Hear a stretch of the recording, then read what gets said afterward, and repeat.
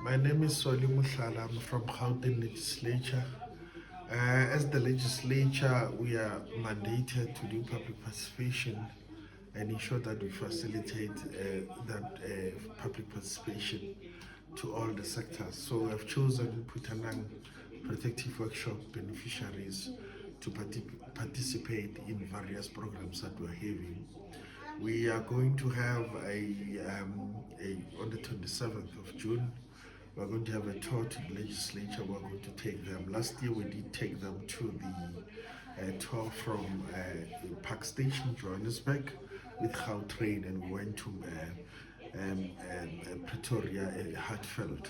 So it was one of the tour that we took the disability persons to go and attend to that tour. This year we're going to make sure that we engage them, take a tour to Constitutional Hill and go back to the legislature. And we're going to have a Persons with Disability Sector Parliament around December, but we're going to start with the preparation in November this year. So we've chosen Putanang.